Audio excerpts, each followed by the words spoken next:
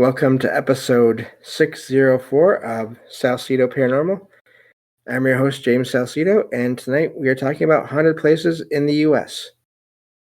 As always, you can find all episodes of the show, along with links to social media and other ways to contact me at the podcast page. And that is salsidoparanormal.podbean.com. That's SALSIDO Salsido, SALSIDO paranormal.podbean.com, if I can spell. As always, thank you all for being here and listening, whether you are here for the live streams on Discord, or if you listen to the podcast or YouTube feeds, or on the Troubled Minds radio network, KUAP, Digital Broadcasting, where you can find 2 episodes of the show. You can hear 2 episodes of the show. I have all that stuff tonight. At 6 p.m. Pacific, 9 p.m. Eastern, right before Troubled Minds Radio comes on every night.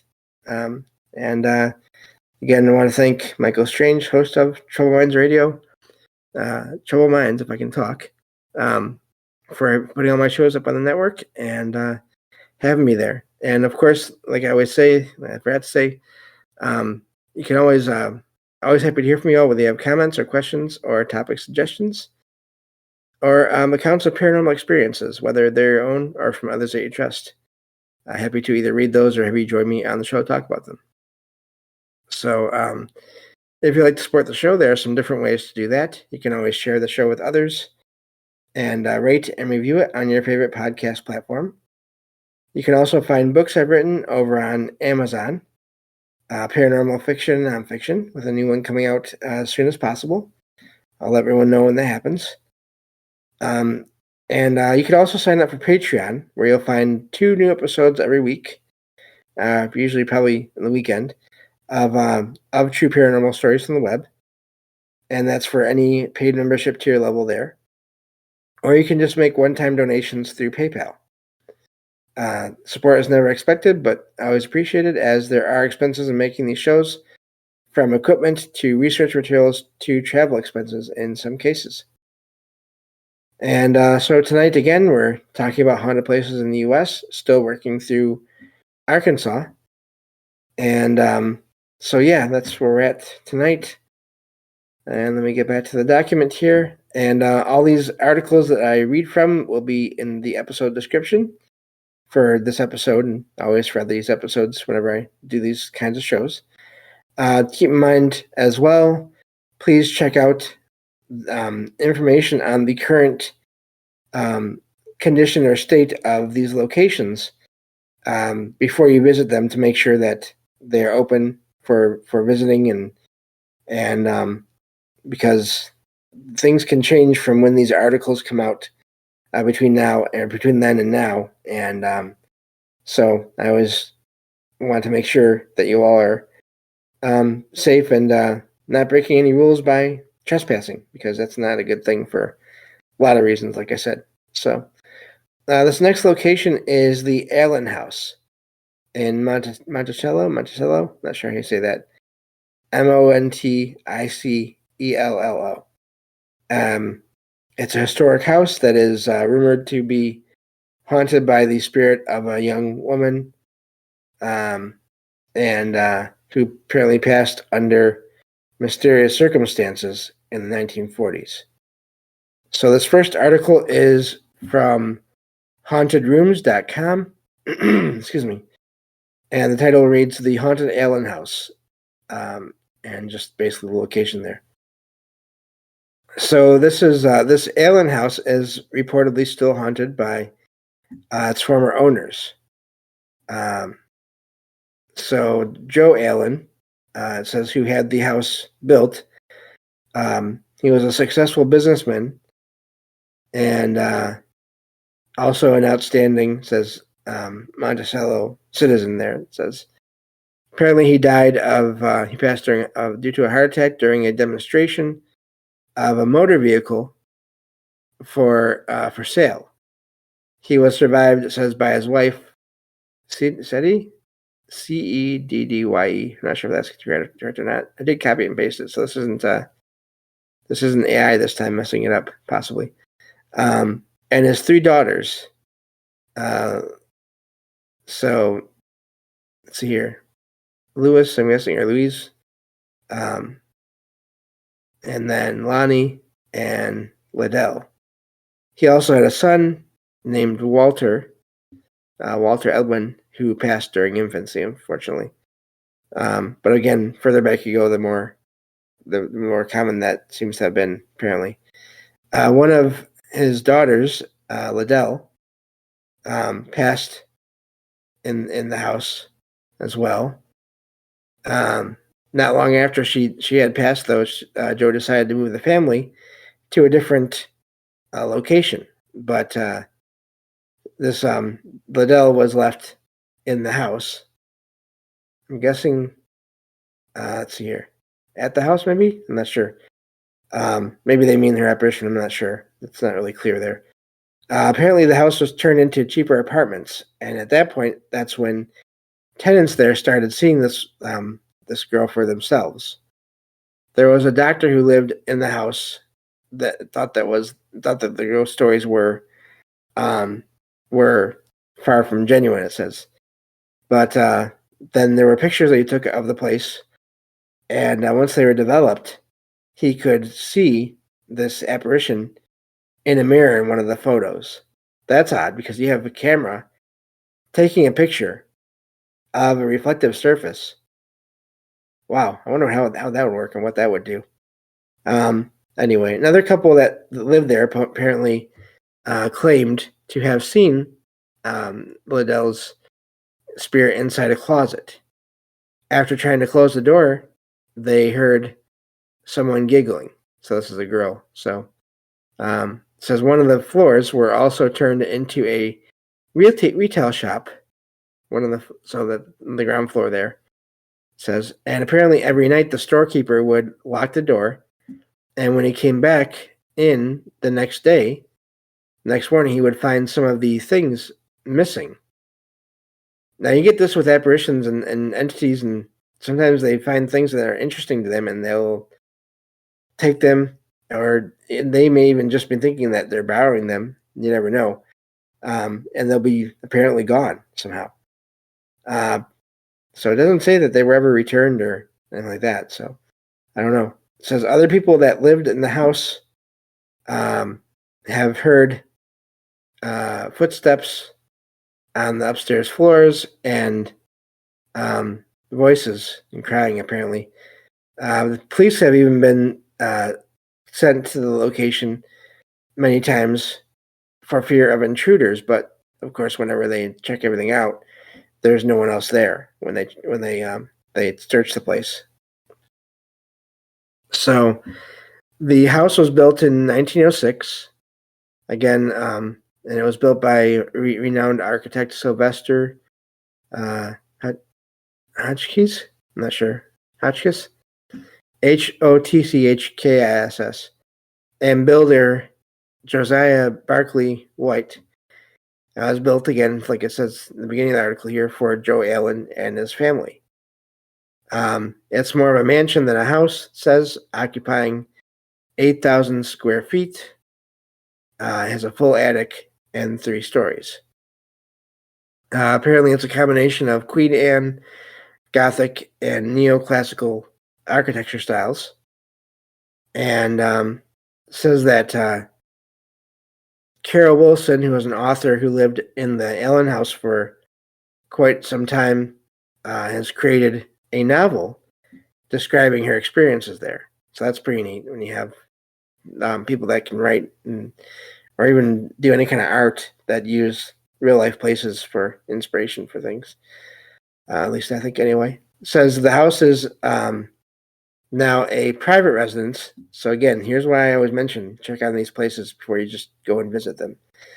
And the house, the current owners, I will not say their names, have actually gotten used to all the activity there. It says they have also written a book about it, saying that, and the title is Haunted Love Story, The Ghosts of the Allen House. So that's the first article here I had for tonight. And again, you find that I think when people have multiple experiences in either in their life or in a location, it's good to try to get them all written down. Whether you want to put out a book or not. And then, of course, if you do that, then, I mean, you can make a book. And again, I've been, that's part of what my new book is going to be, actually, is my own experiences in several places over the years. And, but also, I mean, books don't, just because someone makes a book, it does not mean they become rich off of it. But in some cases, in many cases, I think, people just want others to know about, the possibility of these things and or their experiences and or the history of the location or locations that they have these experiences in. So there are a lot of reasons for doing that kind of a project, and it's not always just about money. So just wanted to point that out there. Of course, I'm somewhat biased because I am a writer, but anyway, that's the first article here. The second article is from usghostadventures.com. And again, that was seems like a decent website for these kinds of articles. I used them for the last episode as well. And excuse me, the title of this one reads "Secrets of the Allen House." And it says this is located again in Monticello, Arkansas, and it's a beautiful house with a checkered past. Many locals believe that this home is one of the most haunted houses in the U.S. Says the story concerns the Allen family, especially their daughter, Liddell. And she passed away under mysterious circumstances. Some claim it is a suicide, but others apparently don't. And the room where she passed was sealed off by her mother and not opened again for close to 4 decades. When it was finally reopened, the owners of the home at the time found, again, a bottle on the closet shelf that is connected to that story of how this girl passed away, apparently. The current owners apparently found close to 100 letters pertaining to a secret relationship that led Liddell to supposedly consume this poison. So the substance, cyanide or whatever it was. I think it was. But it says that a few years after the house was the home, it was divided into apartments. And that's when, of course, the reports of paranormal activity started in the location. It says that many tenants would see a woman standing in the window of what would have been the sealed-off bedroom. Next section of this article here is the history of the house. It dates back to 1906 when it was constructed, and says that let's see here. So Joe Allen, it was built for Joe Allen and his family. He was born in 1863. This was Joe Allen, born to parents, and his father apparently passed away before he reached his 6th birthday. So in 1894, Liddell Allen was born, and they had other children as well.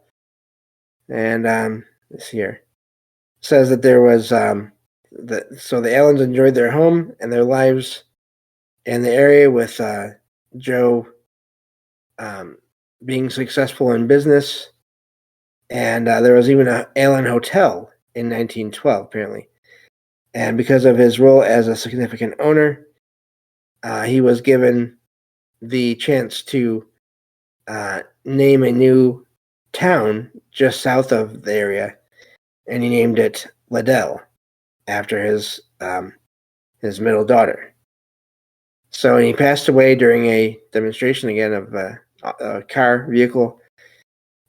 Says that in 1914, Liddell got married to a man named Boyd Bonner, and just a year later, the two had a child. Now, the first article didn't mention any of this. Said that all was well for them until 1927, when Liddell was granted a divorce from her husband, who passed in 1948. So then after that is apparently not long after that is when she passed away. So her mother preserved the master suite as a memorial to her. And so let me see here. Skipping through some of this here, it's sort of going back to the history and everything. But and let me see here. The article asks, of course, talks about Liddell, the situation or the circumstances regarding her death. Apparently, alcoholism was mentioned as well, but again, no clear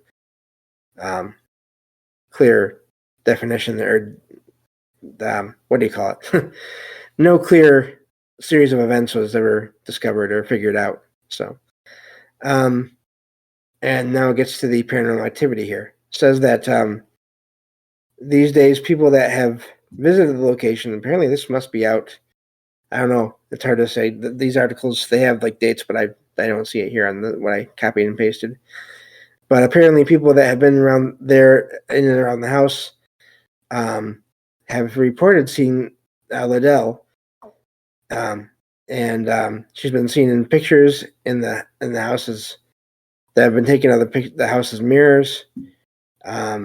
She's been seen peering basically at people, looking at people. So again, sounds like that's not just residual, but hard to say. Apparently someone saw Liddell inside their closet as well, and after they closed the door, apparently Liddell sort of said, excuse me, I can't talk. There was a giggle from the room, so the article suggests maybe that she thought it was funny. But you have to wonder about that. What do you maybe at times when you hear laughter, it's not so much meant to scare you. It's something that someone found funny about the situation. It says items are known to go missing throughout the place. There's also been sounds of footsteps and laughing. And again, it mentions that the police have been called to the location for fear of intruders, but no one has ever found. Says that okay, so it does say that these days it's a private residence, and but they've also sort of gotten used to the activity there, and again, it does mention their book, so that's pretty neat that they made a book about that. So yeah, that's the end of that article. And again, the title of their book, I guess since they do have a book out, I could probably say their last name, which is Spencer. And that's the book that they made is A Haunted Love Story, The Ghosts of the Allen House. So yeah, I think that's where we'll stop as far as the articles go. And this is, like I said, the reason I always say check on the location is some places can go through so many owners over time, and especially in cases if there's extreme activity. I mean, you can have people that move into a place and then move out in the same year if they're able, or even if they're not, they'll just, some cases in more extreme cases, they'll just move out, just abandon the place. So yeah, that's part of why I say to check out the place online and see what you can find out about it before you go visit anywhere, because it might be someone's house and they might not be interested in having guests there just to check out the paranormal activity there, and disrupting their lives by having people coming there constantly to do that. So, and sometimes you hear about places where there's activity for one family, and then they move out, and then there's nothing else happens supposedly for the next family and next people, which is always weird to me. It makes me wonder, is it a case of sensitivity or not being sensitive? Does Activity sort of pick and choose favorites as far as people that live in a location? Do entities sort of, I don't know, makes you think of because as things seem to do a lot, it makes you think of Beetlejuice, where the people that passed in that movie, when new people moved into the house, they were just so different that they didn't want to be in the same house with these people that moved in. So, but yeah, and I'm looking forward to checking out the sequel to Beetlejuice. I have to say, I'm nervous about it, but I'm also excited because it's that movie is my favorite probably of all time, and it's so yeah, I'll get off of that subject, but definitely will be reviewing that movie when it comes out, and going from there. I might even go see it at the theater, which I haven't been to a movie theater in, oh my gosh, possibly 15, maybe 20 years, maybe longer. Yeah, possibly longer, which is really wild. But so yeah, these locations, it just seems like there's activity in so many types of places, and some buildings. I mean, like that article said, it was a house, it was a apartment building, and it was a house. Some places start off as mansions, and they're homes for people, and then they turn into hotels. I mean, hospitals turn into hotels in some cases, former hospitals. So, and right there you have two types of locations that seem to always have activity, almost always have activity going on in them. And so yeah, please check out all the links in these shows when I post them, including those to friends of the show. Whenever I have guests on the show, if they have links, their own projects that they're doing, please check out those links to help out my friends of the show and everything. And yeah, if you're ever looking for something to listen to, that you don't have to really search episodes or anything like that, you can always check out the network, the Trouble Minds radio network, KUAP Digital Broadcasting. There's content there all day, 24/7, and it's of course Trouble Minds as well as my show here and there. And throughout the day, you'll get just random episodes of random shows that are on the network from people that are on there. And so definitely recommend, if you're looking for something to listen to, that's a good place to go, to where you don't have to try to choose individual episodes or set up playlists or anything like that. You can just go there, and of course the link for that will be in the description of this episode and every episode of the show. And so yeah, looking forward to future shows here. It's going to be back from the break. And like I said, looking forward to announcing the new book when it comes out. It's going to be mostly my experiences, but also different stories of experiences that I have found online and shared on previous shows that will be included in that book, and hoping to make it into a series of books. We'll see how it goes, the first one, and what the sort of what the response is, and yeah, go from there. So I don't know, just looking forward to later on this year getting to the fourth anniversary of the show, and in October, of course, Halloween. And I can't believe I've been doing this for almost 4 years now. That's really wild. But thank you all for listening to me ramble on there, and for listening to the show as always. And I will talk to you all in the next episode of Salsidoparanormal. Take care.